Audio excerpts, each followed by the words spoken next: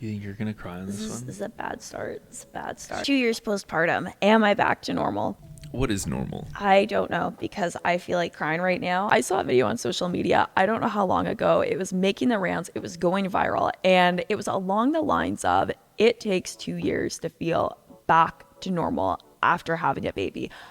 I don't know if that's hormonally, physically, mentally, in the sense of your routine. I'm really not sure. But when I saw that video, for whatever reason, it just embedded in my brain. I attached to that timeline. And so as we've been coming up on being second birthday and being 2 years postpartum, I have been putting a lot of pressure on myself. I've really latched onto that one, which will be a theme we'll come back to later in today's video.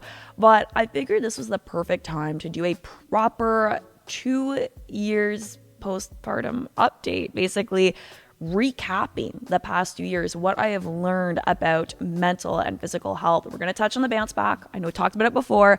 I checked my channel. It's been over a year, so I feel like we have some new insights. And I'm hoping that this video is helpful if you are a mom to be, if you are a mom, if you're a mom of a little kid, an older kid, maybe if you are a mom of older kids and you have some insights to share, please do in the comments below. I know I was resistant to advice, to helpful words when I was pregnant. I didn't think I knew everything, but I kind of did at the same time. Please share. I encourage you to share in the comments below. One piece of advice I would give to expecting mothers, experienced mothers, honestly any woman, is to prioritize your core and pelvic floor health before you think you need to. We just announced a new series in the Team Plans app. It's called Core Foundations, and it's all about going back to basics with breathing technique so you can reestablish that mind-muscle connection and make even the simplest of exercises feel challenging. So if you want to learn more about that, I will put a link and a discount code in the description box down below. Starting from the start, immediately postpartum, which you're laughing right now. I don't even think we can actually start there. I found out I was pregnant at 6 months, which we can look back and laugh. I know you probably have a million questions if you didn't know that fun little fact about me.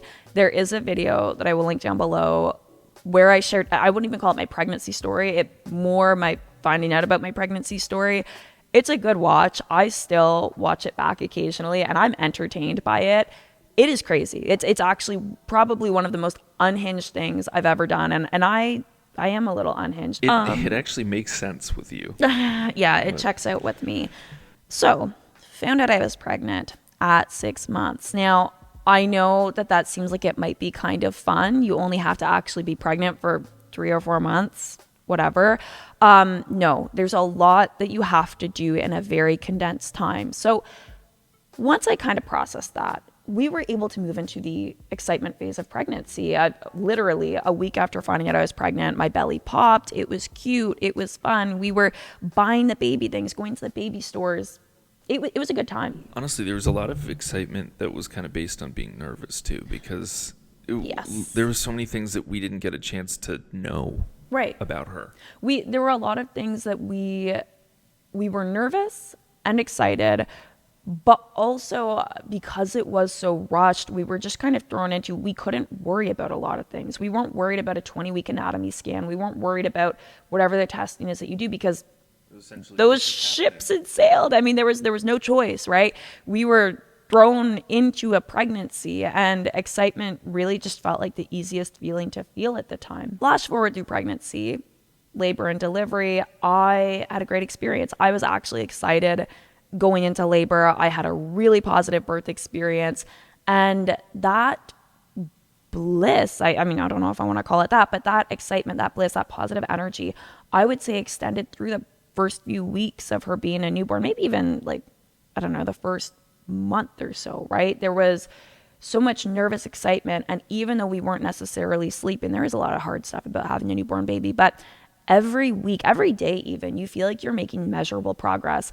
I mean, Jeff knows this. I actually don't know if I'd ever changed a diaper before having been. I've never been a big baby person. I've never wanted to hold other people's babies.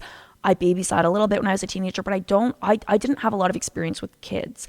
Having kids has always been part of my vision and my dream.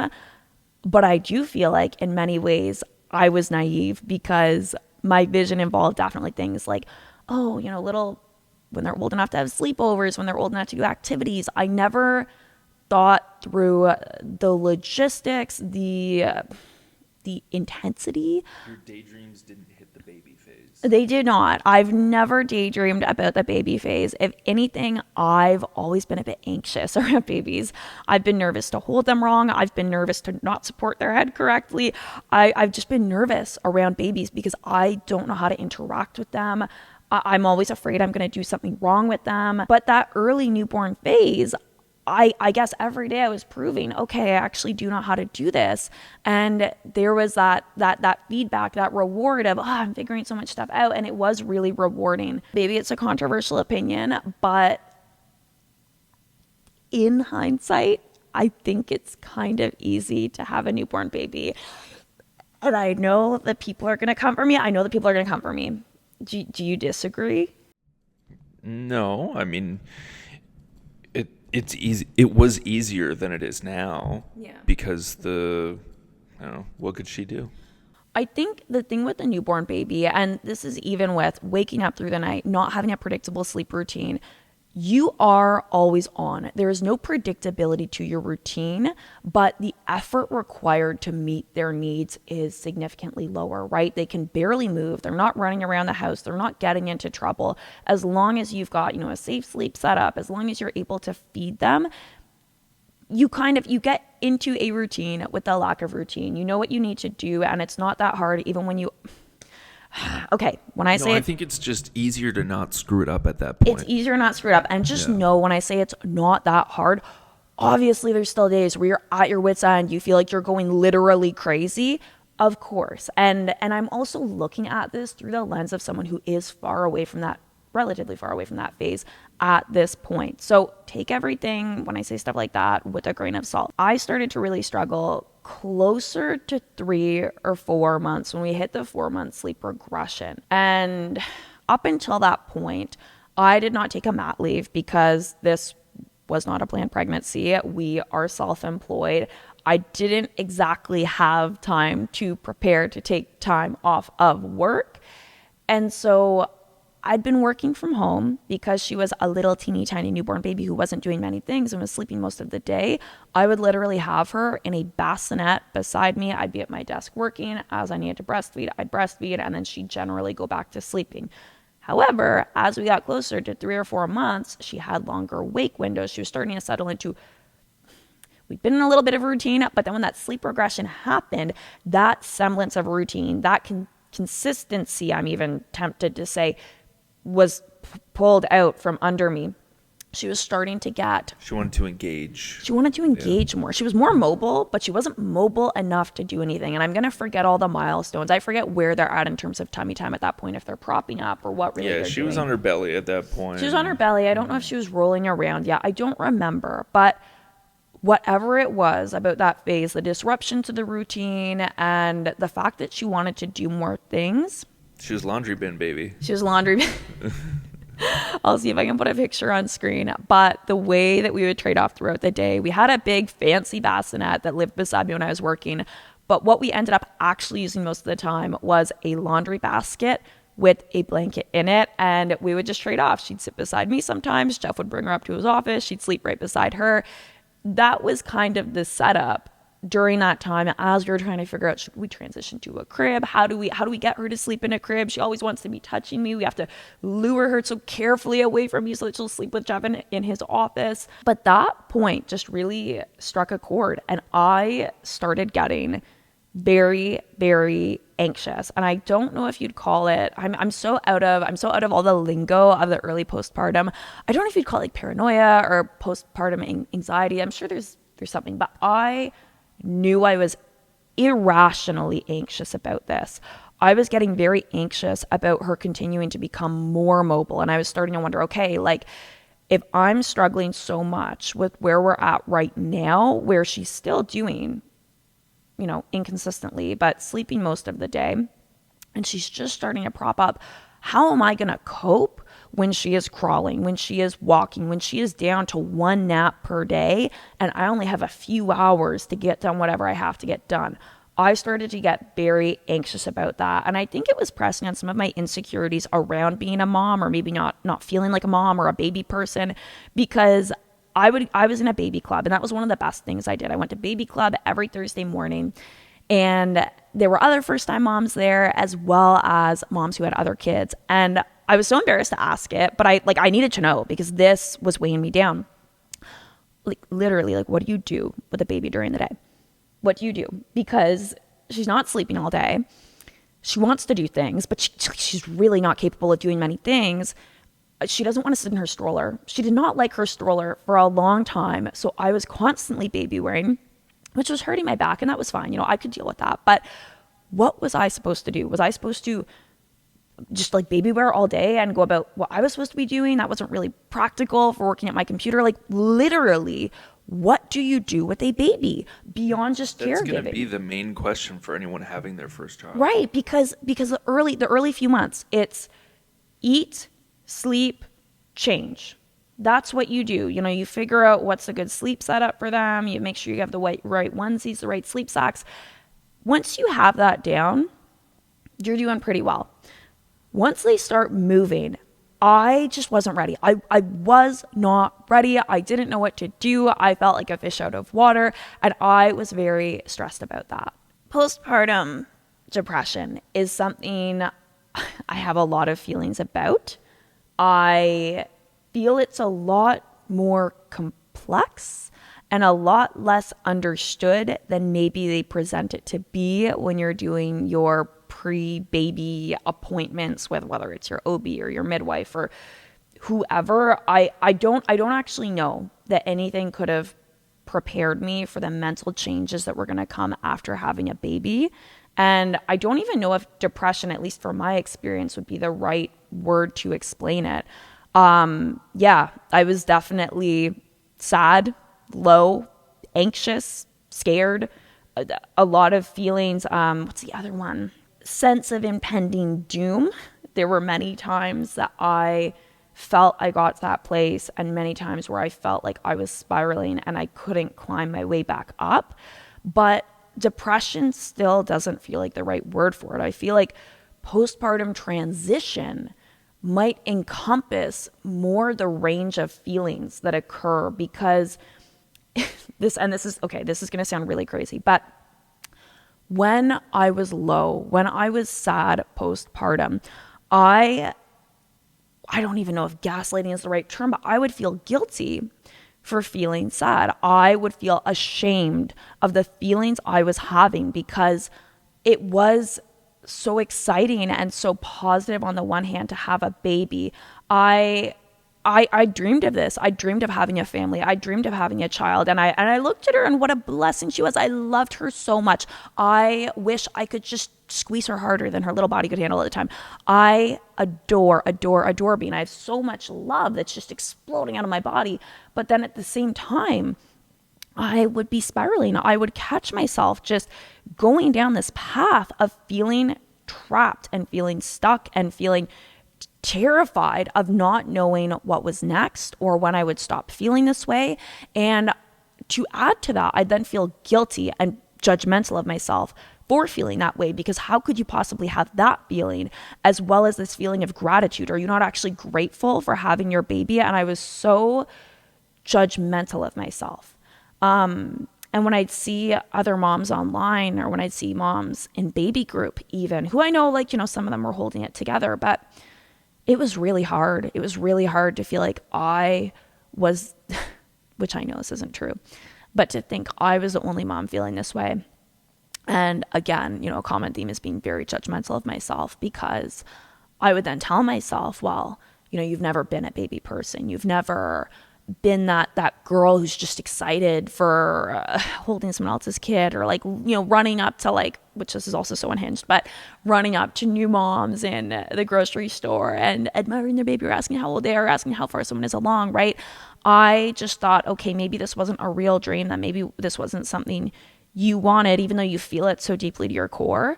And that judgment of myself and that narrative that I was giving myself was like, I can tell in hindsight, was so far from productive. But I just felt so isolated. I felt so isolated. And like I was trying my hardest to be grateful, but I was also struggling. And I did not know how those two feelings went together. I didn't know how I was supposed to feel like myself when being myself felt like it flew in the face of this experience I was having. And then add to that how socially weird it is as a woman to navigate just existing in the world in general once you have the baby, when you no longer have the big bump, but also navigating female friendships. And this is something I've talked to Jeff about that I feel like we'll probably come back to. But the way you're seen after having a baby is really different. When people know that you are a mother, everyone's excited for you when you're pregnant. They love to ask how you're feeling. They love to ask how far along you are. They love to ask questions because it is exciting. It's kind of this defined time period of a goal. Everyone loves a goal, right? Everyone loves a journey. Once you have the baby, though, and this might be me projecting, but I feel like in some ways you are dismissed by society. You're dismissed as being less capable, of having different priorities as compared to before. And because you have those different priorities, because you've added something more to your plate, you are not able to prioritize other things.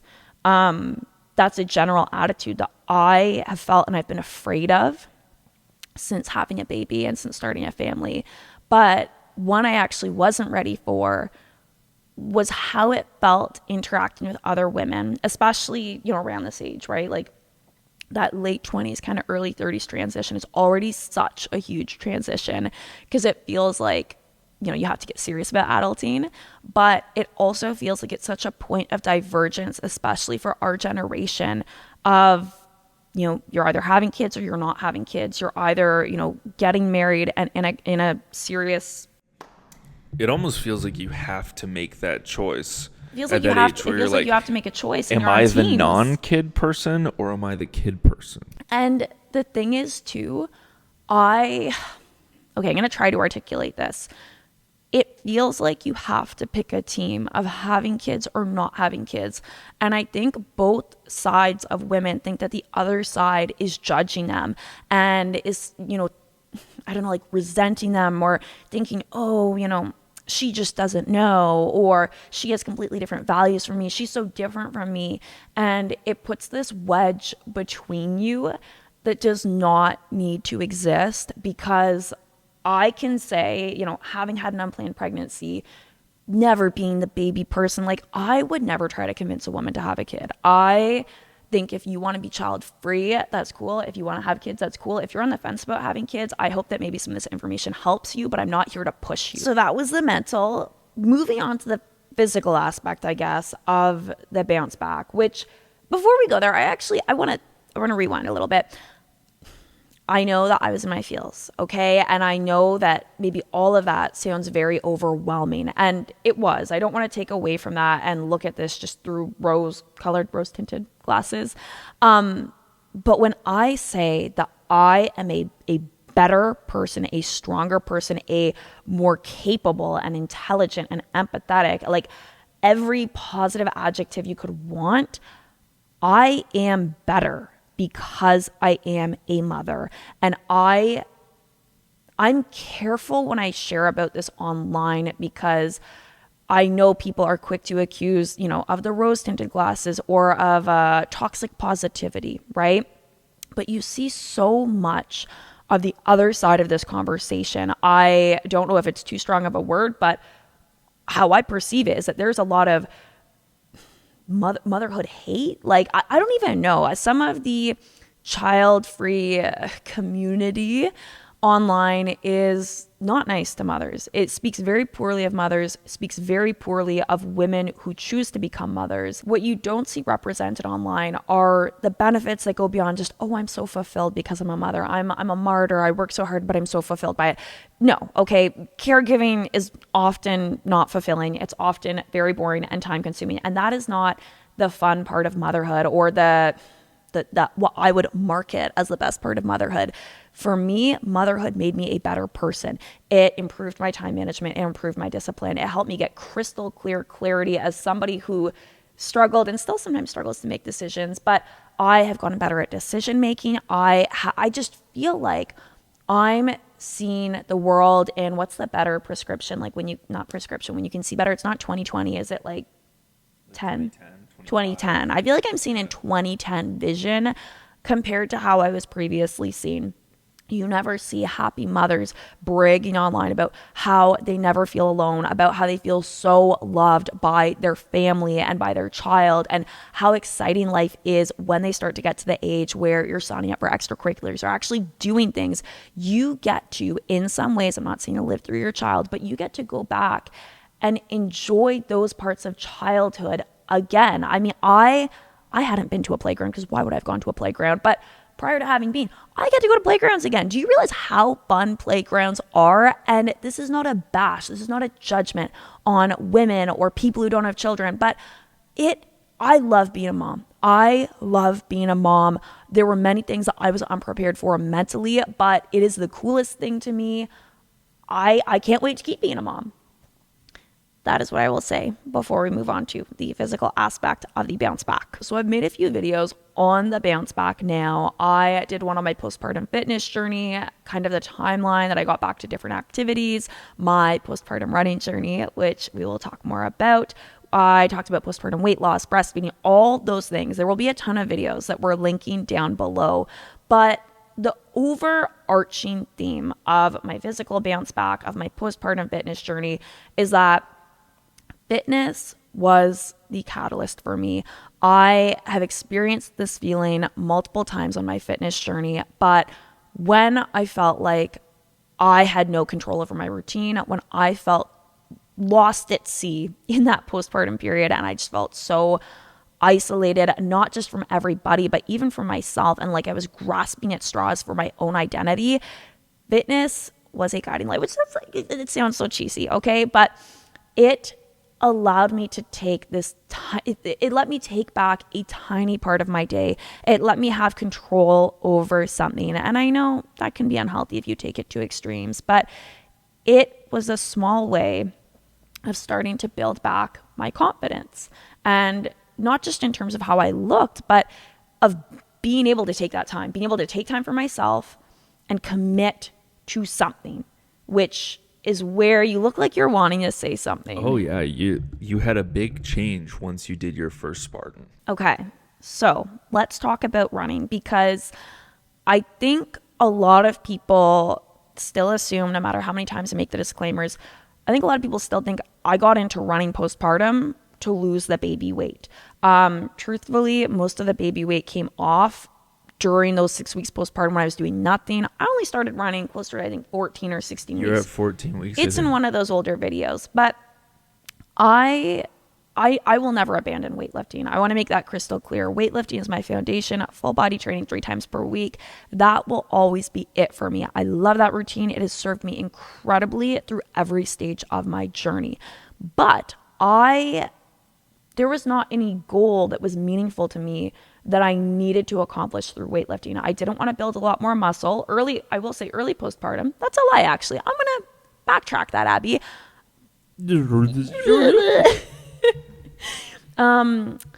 My butt all but disappeared during pregnancy. There was yeah, it did. There was a big belly, but she was a little pancake. It was a cute little bum, but it was tiny. You know when you have a dog with their loose face skin and you yes. pull it tight? Yes. It's pretty much like your belly pulled tight. Yeah, it's like my belly. My belly pulled anything that was on my butt forward. And I wasn't I didn't really care about it. I thought my pregnant body was so cute. Like, I miss the belly all the time. But the glutes is a known thing. That's a known muscle imbalance that occurs during pregnancy. And I was still strength training through pregnancy. I think it's just the ratios of my body, however it worked out, my bum disappeared. She just evaporated with the belly. And then when I delivered Bean, I just looked like I looked like a board. I looked like, yeah, I was very skinny and flat. Fast by the mirrors. I did walk pretty fast by the mirrors. Like, it was just, my body looked really different. I don't think anything will ever.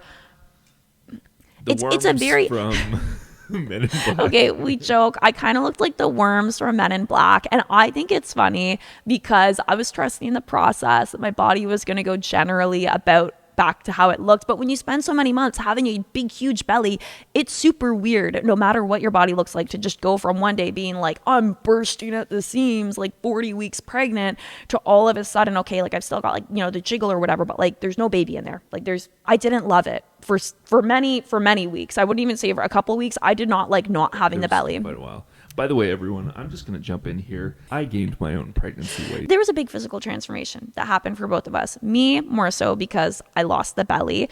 Jeff, because you started your weight loss journey, which maybe that's a topic for another video, because I went through my weight loss journey so long ago. His has been more recent. It's done through a different lens. I think it's very different when guys lose weight versus girls anyways. Okay, fine. So the purpose of my weightlifting was more functional. I got very into functional training and through the true lens of training for function in that postpartum period. So did my weightlifting for that. But running was different. There wasn't... What you ended up doing was similar to what you've talked about earlier in this chat, where you were talking about how the things that you wanted to achieve became to the forefront of your mind after having Bean, because you were talking to me at the time about how, man, I used to love doing these OCRs. I want to do them again. And so you prioritize that because you have to do stuff now. You have to prove that you can do stuff. When is your life going to start happening, right? Is it always going to be a someday goal, or is it going to be something, oh, I used to love doing that, it's never going to happen again? I mean, how depressing is that, right? I had so many someday goals and things that I kind of held in my imagination that I didn't necessarily rule out ever doing, but I also didn't have a plan for doing them again. And I've dabbled in running on and off over the years. I've never fully commit to following a plan, gradually being smart and easing in and doing the things I needed to avoid injury. I don't know how many times my running journey has been sidelined because of shin splints or knee pain or just doing too much and burning myself out. And so the idea of committing really excited me. And now I'm remembering where I was going with this. So I found out I was pregnant at 6 months. That was back in 2022. In 2022, I had started running again, and I was dipping my toes into what it might be like to train for a half marathon. I really liked the idea of training for a half marathon. And I remember seeing the Toronto half, the one that's in the spring. And I was walking around downtown. I was watching the people running the half marathon. And I just thought to myself, this before I found out I was pregnant, I thought, man, how cool would it be to run a half? That would be such an accomplishment for me as somebody who said, I will never run further than a 5K. So at the time, again, before finding out I was pregnant, literally weeks before finding out I was pregnant, I thought, okay, there's another half marathon in the fall. I will go through a full training cycle. I'll prepare for this. Maybe this summer I'll do some of those Spartan runs and obstacle course races that I used to like so much that, there's not really any reason why I haven't been doing them. I just haven't committed to training. Now is as good a time as any. I was feeling so motivated to take action.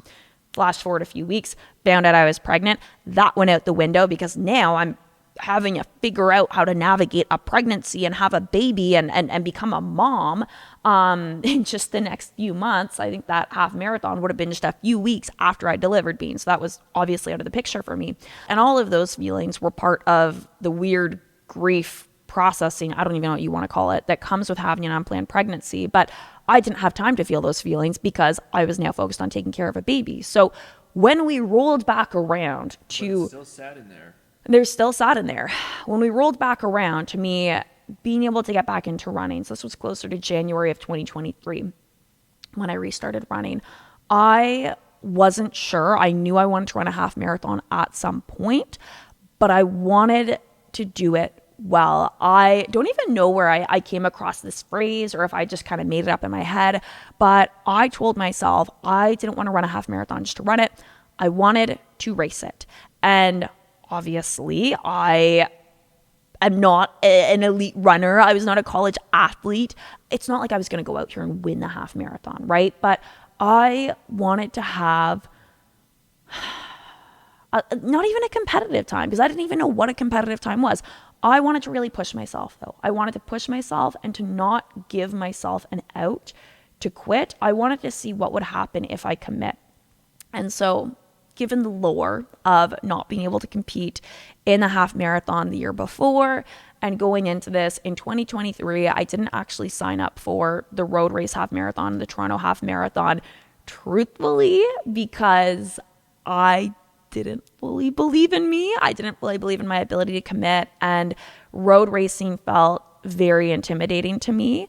I think the running community has become a lot more welcoming in the past year with the popularity and the rise of running, but I still felt a bit intimidated by the road running community. So I figured, okay, let's do some trail runs. Let's do some Spartan races. Let's go over to the trail running community. You already know that you've been something I'm good familiar with, and that, it's just different, right? It's just different.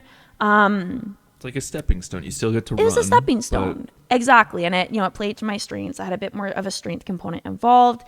So, I commit to doing what was supposed to be 3 Spartan races that year. I was going to do my trifecta because that's also another goal that I always told myself, I'm going to go after this. I'm going to get it done. I never did, but hey, I had a baby. I'm ready. Let's commit. Let's do this. Now, as it turned out, one of the trifecta races was canceled, the Kelowna one, because they had wildfires at the time. And my big plans of doing all this OCR specific training, of going to like a ninja gym and working on my grip strength and working on my pull-ups, those did not happen. But the most important thing I gained through 2023 was understanding that getting back into fitness, getting into running and actually committing to it was going to require a complete overhaul of my routine. I would not be able to just work out whenever it fit. I could not wait to find time, because there isn't going to be time, right? A lot of the runs that I did that year, and I was not doing a lot of running. Most weeks I would aim for 3 and I'd get 2 runs in the week, but a lot of them were done late at night once Bean was asleep, like 8 p.m., 9 p.m. on the treadmill. 90% of my running was done on the treadmill because I'd run when she was sleeping. I hadn't yet switched to a morning routine. I didn't really know what I was doing, but I was doing my best. And I learned a lot by not allowing myself to quit. So that took me through 2023. Did my Spartans. I still stand by the Spartan Beast is one of the hardest things I have ever done physically. If you're not familiar with the Spartan races, they're obstacle races. So you are, combining, I wouldn't say CrossFit style. You're combining tests of strength. Yeah. Look it up after this, okay? You're combining tests of strength with running. And there are a lot of these over the course of the Beast. I'm going to get the number wrong. Let's just throw one out. We'll take a guess. Maybe 30 obstacles, 40 obstacles. I think it was probably around 30. Okay. And you're running a half marathon. So along the way of the half marathon, there's all these obstacles. Up and down hills. So keep in mind, I did this one late October 2023. The first one you did was smaller and it was more flat ground. Yeah. So I did the Beast late October 2023. I was going to use this as my proving ground for, okay, can I commit to a road race next year? If I can make it through this, I can make it through anything. Late October, it was very cold. That morning there was freezing rain. We had Bean with us at the venue, and managing a baby while also trying to prepare and be ready and prioritize your own warm-up and routine for a running race, just forget about it. So I went over to packet pickup on my own. I remember when I walked over to packet pickup that morning, I was ready to just say, nope, I'm not doing this. I don't even know if I have the gear to do this and to avoid getting hypothermia. I don't know if I'm ready. We were also it's not technically a mountain. It's called Blue Mountain. If you're from Toronto area, Canada, you will know what I'm talking about. It's like an escarpment, okay? It's like a very big hill. And we were going up and down this hill several times so that the elevation gain worked out to be, I think it was 3,500 meters. It was nutty, okay? So here I am going into this, running at most 3 times per week. I was out there for just over 4 hours. It was a long time. I was very cold. I was very beat up. You did pretty good. I did pretty good, but I had crazy calf cramps. I went through a full journey during that event. But I was so proud of myself after that for persisting and for committing and not quitting and just like persevering in what felt like comically terrible circumstances. And finding out 8 months later that you won. Yeah, we found out just this past week that I won my age group in the Spartan National Series, which I'm like, I don't even know if I should be proud of that. Like, I mean, it's hilarious. It's hilarious. Anyways, that gave me the confidence to say, okay, we're going to do it. We're going for the half marathon. And I was nervous. I was excited, but I feel like I'd eliminated so many of the unknowns of committing to my fitness journey through that first year of preparation that I was then able to enter a half marathon training cycle and say, okay, I know what it's going to take to commit. It's not going to be easy, but I'm going to do it.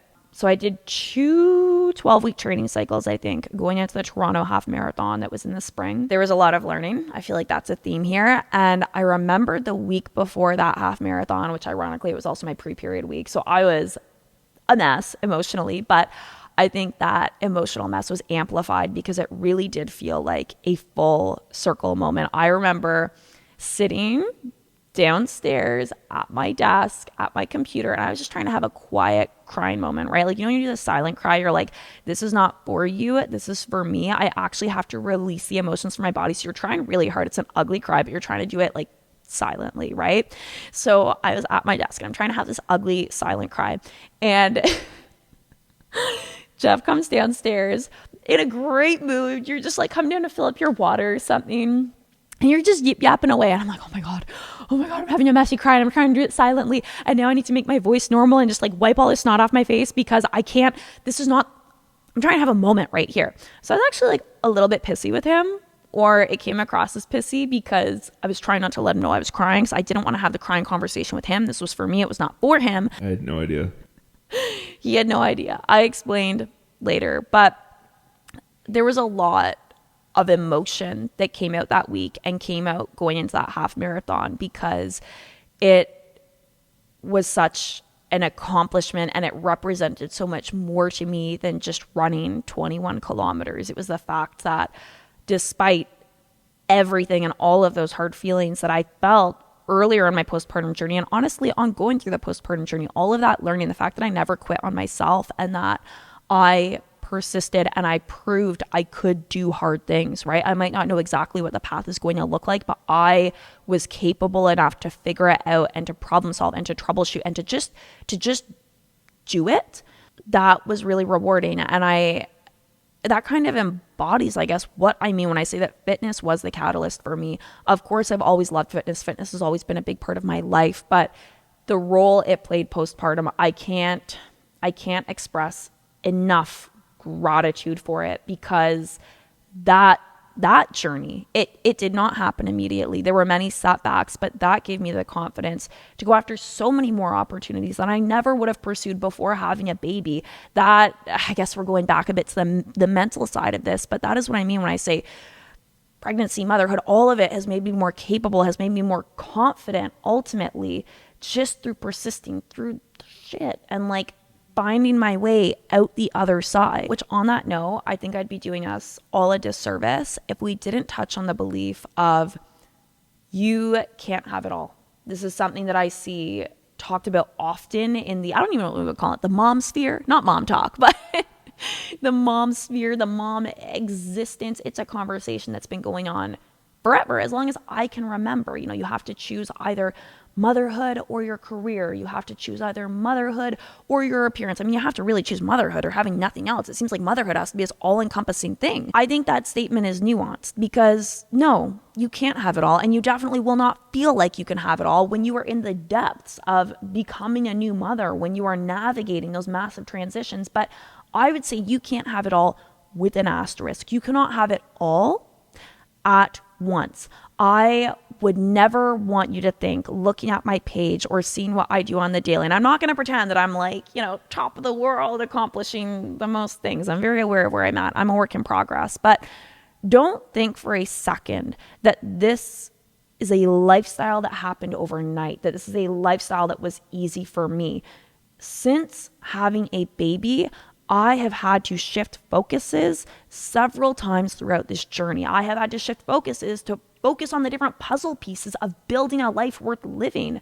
I adds a list of things I was anxious about after having a baby, kind of going back to, okay, I always had this someday vision of I'm going to have a family. I'm going to have a bunch of kids. I'm going to have a fulfilling career. I'm going to be successful. I'm going to have a lot of family friends. We're going to go on family trips. Okay, but when's that happening, right? When are you building that life? You're not just going to step into it one day and there's a ready-made life for you. So I got very anxious about having family friends, about having friends with kids, about worrying that I wasn't going to be able to give the same childhood that I had to Bean. And I've had a lot of help. I will never claim to be self-made. If you ever see me when I'm, you know what, little ways down the road and we're super successful and we're living that vision that we have for our life, if you ever see me do an interview or there's an article or there's a caption where I claim to be self-made, I need you to show up and take me down a level, because I am a result of these systems around me, of these supports that I have in my life. And if there is one piece of advice I could go back in time and give myself when I was admittedly quite overwhelmed finding out I was pregnant that late in the game, but if there's one thing I could have prepared better, it would have been to start setting up those systems of support then, figuring out what was I doing for childcare? What would happen if we had a switch up with childcare? What was I doing to support me in those daily tasks that were consistently not getting done? How are we going to be proactive about planning for the change in relationship dynamic, which I do think, I'll give us a bit of credit, I think we navigated pretty well. One concept I feel like we need to dismantle, we need to just let go of completely, is that mothers need to be martyrs. You need to suffer to be accomplished and respected as a mother. The idea that everyone else's needs, including those of your pets, your literal home, I mean, every other person in the universe, need to come before your own.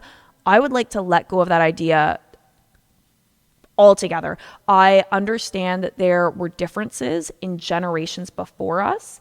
And clap if you think she should suffer. Clap if you think she should suffer, right? But the reality of this generation in this economy is that most people are going to be required to live in two-income households. Despite what you see online, many mothers are working, but because we still have these residual beliefs of, oh, a woman should be leading the charge with childcare, should be leading the charge with the household. Even if you have a partner who is supporting you in those roles, the fact is that much of the mental load still falls on mothers. And no matter how girl power good you are at being assertive and speaking up for yourself, at least in my experience, there is still a big part of me that feels guilt when I can't be all of those things, when I can't feel like I'm fulfilling the most traditional feminine role. Not that you put pressure on me to do that, but I put pressure on me to do that. I want to be able to keep a beautiful, clean, tidy household. I want to be able to do this Sunday reset and have everything perfectly organized and curated and well kept. And Jeff knows this is like so far from the truth. We have so many piles in the room right now. But on the flip side, if I'm not stepping on any toes here, I think you've even experienced some of that as a man entering parenthood. You get burnt out a little bit easier, I think, by getting in your own head when there is a full day of caregiving. Like if I need a bit of extra time to work, if I'm working on a weekend, you get a little spun sometimes by just having to step into that role. And again, I don't know if I'm stepping on toes here. You can absolutely tell me if this is too. No, I think you're completely right. I think saying stepping into the role, that's where you might be thinking that you're stepping on toes, right? Yeah. No, not stepping into the role. Because it doesn't feel like a masculine thing sometimes. No, that's where it is. It absolutely doesn't feel masculine. Hello to my therapist who's heard me say this. Yeah, no, this is not for you. You're not supposed to be watching this. Yeah, it doesn't feel masculine, and sometimes I'll get into my head, and that's where I have to get my fitness in, because then I can feel it. Reset But you. and it's not even about me. It's about how I think it's perceived. Yeah. Right. And no one else has even seen it except you, but No you're one judging else, yourself. But I'm judging myself because I'm like, oh, I'm Mr. Mom or whatever. Yeah. Like this thing that, I don't know, boomer parents still Right, tell me right. that. I mean, I know my dad, who's, I'm not going to say is like a perfect example by any stretch of the word, but woo, okay, boundaries, social boundaries. But my dad was always the fun dad. And I think that was a very standard dynamic of our generation where the moms have to lay down the law and have to enforce these are the rules, have to be nagging, which I even hate the term nagging. It's literally enforcing boundaries and keeping kids from killing themselves. I hope that's not a YouTube. Keeping kids from unaliving themselves. But that Yeeting. from yeeting, right? From doing a bonky head. Like that was the role of the mom. The mom was the boring one. The mom was the one that was no fun. And it was always dad was the fun one until things got serious or until, Mom says no, let's go ask dad. That summarizes it perfectly. Now the question on everyone's mind as soon as you have a baby is, when are you having another one? When's number 2? Jeff, do you know? Yeah. Whenever it can work. Add to the timelines, milestones, unrealistic expectations I put on myself. I won't say I was committed to the idea of 2 under 2, but it was in my mental realm of possibility. Absolutely was. Prior to having been, I liked the idea of it. I did not consider the practicality of it. For one, I was not doing the math in my head. I don't know what I was thinking, but I didn't realize how quickly after having been, I'd have to get pregnant. And I mean, as I hope we've established, I was not in the mental state to be considering another pregnancy at that point. I also was training for the half marathon, which I know might seem silly and insignificant, but it was an important thing that I needed to do for myself. And truthfully, even up until like the half I would have been racing, spoiler, I'm not doing a half this fall. We'll talk about it. The half I would have been doing this fall, I'd been kind of holding my mind as a milestone as a milestone of, oh, I'm going to go through a full, proper half marathon training cycle. I'm going to hit a PR based on my springtime this fall. And then maybe we could start more seriously considering another pregnancy, which at this stage, I can say I'm not ready to be pregnant again right now. I think for our dynamic, Yeah. 2 under 2 works for the second and third child. Yes. Yes. So it's not that I can't realize my dream of being super mom with 2 under 2, but I just don't think that was going to be, I don't think we're in the space to get the most, to be who we want to be going into a second pregnancy right now. It's not that we couldn't do it. We're not trying to prove anything and getting pregnant right now, but I just don't think I'm ready. And my perspective on being ready has also changed a lot since having been, because there was an unplanned pregnancy. I was absolutely not trying to get pregnant at that time. You're saying it wasn't planned? It was not planned. Not Finding planned? out at 6 months was also not No, I'm planned. just trying to remember It was if it not was planned or not. No, not at all. It wasn't just unplanned and then, oh, surprise, you're pregnant at 6 months. It was unplanned, and I did not think I would be ready to have a baby for another few years. Pregnancy, starting a family was very much so one of those someday goals. And I know we've talked a lot about the postpartum transition, but I can't emphasize enough, even if you don't have kids, the transition and the mental changes that happen in your late 20s are very hard, are very eye-opening, because you realize all these dreams and all these things you said you would do in your early 20s when you were a teenager, when you were in college, when are they going to happen, right?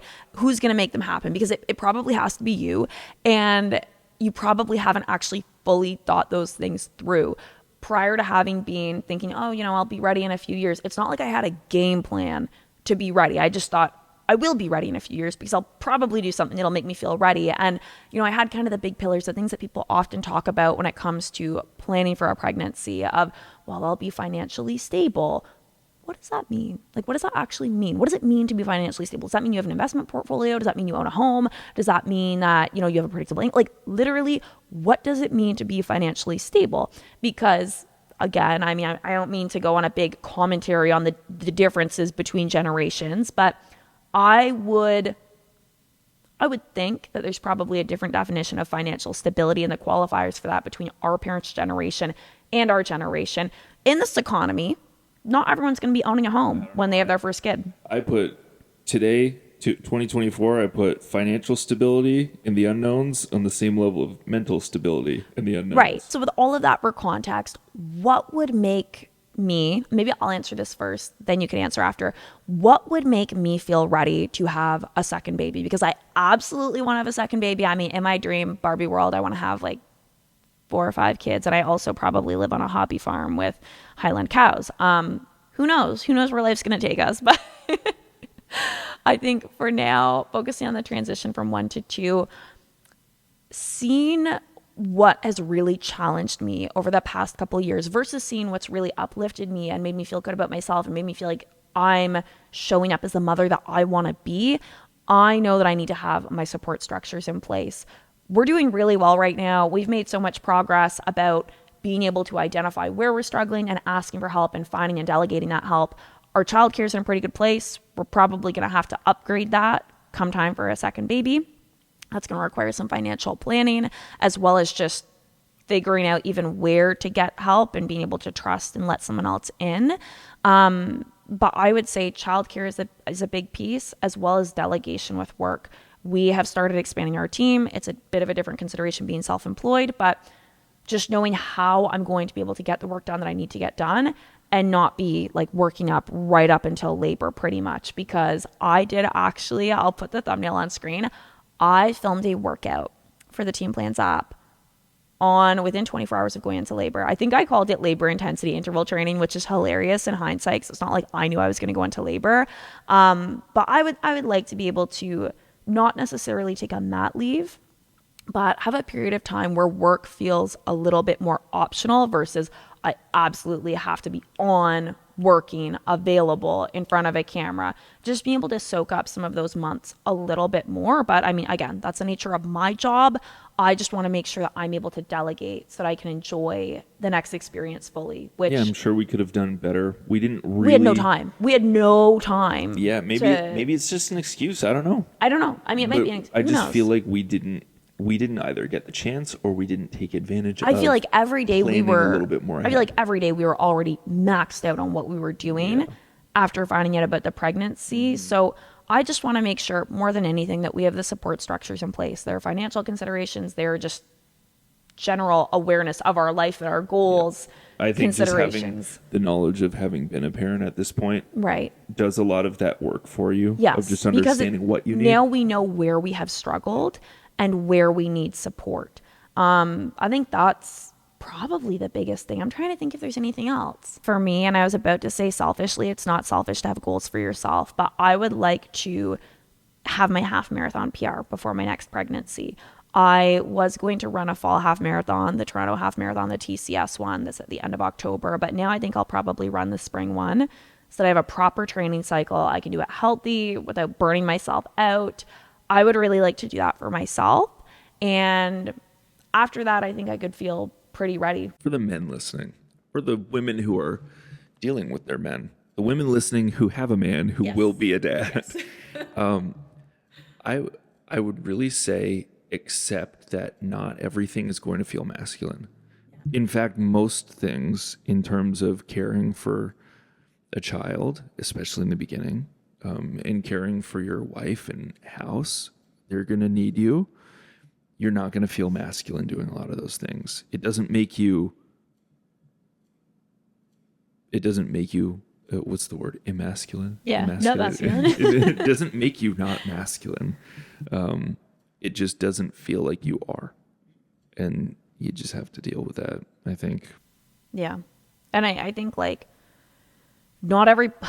unsurprisingly, not every part of the process is going to be sexy. It's going to feel like you're doing it perfectly. A lot of it is messy.